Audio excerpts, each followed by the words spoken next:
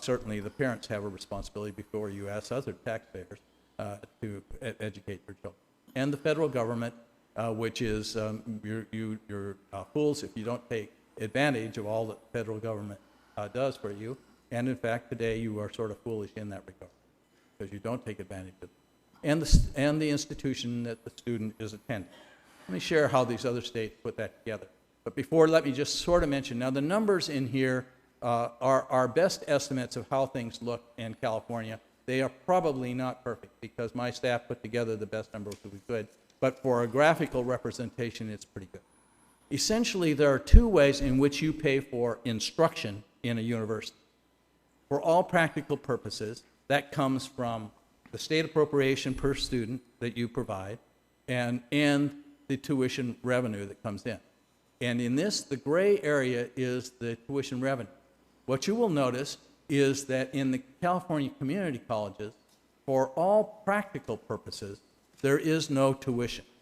While the advertised tuition is $1,000 per student, 75% of the students receive some form of tuition waiver, and so for all practical purposes, you don't charge tuition. That has been the philosophy in the state. I will come to share with you why I think that, well, I'll share with you right now why I think that is a flawed concept. By doing that, essentially, what you are doing is you are making it impossible for the California community college to essentially generate, to serve all of their students. At the California State University, at the University of California, as you'll look, you'll see that while you provide a fair bit of the funding in the blue section for state appropriations, a substantially amount more at the University of California than California State University, and combined with state and local, there's not much difference between the community colleges and the California State University in terms of public resources for higher education. But if you look at that gray area, that's all, when a new student comes into the system, that's marginal revenue. And on marginal revenue, you can provide some instruction. You can put a course on to serve students because of the marginal tax, marginal revenues that come with tuition. You cannot do that in the community colleges. When another students come, they don't bring any resources with them for all practical purposes under the current system. As a result, they cannot bring on a new instructor because they don't have marginal dollars to do that. That is a serious flaw. Now, so what do you do to respond to that? Well, the natural response is substantially increased tuition.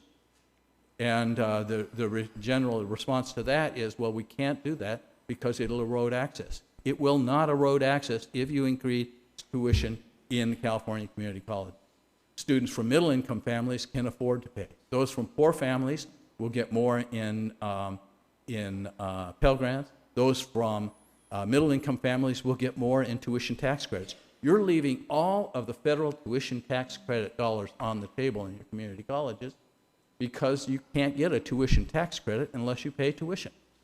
And so millions, perhaps billions of dollars are being left on the table. Certainly hundreds of millions of dollars are being, tuition tax credits are being left on the table that could be used to provide additional revenue to allow those community colleges to serve their students. When you grant the fee waivers, don't you do the same thing as well? Yes, yes, You exactly. basically take that money off the table? Yeah, exactly. I mean, you've got a system that makes no sense if the purpose is to get revenues to serve students. See, access comes both in terms of making sure it's affordable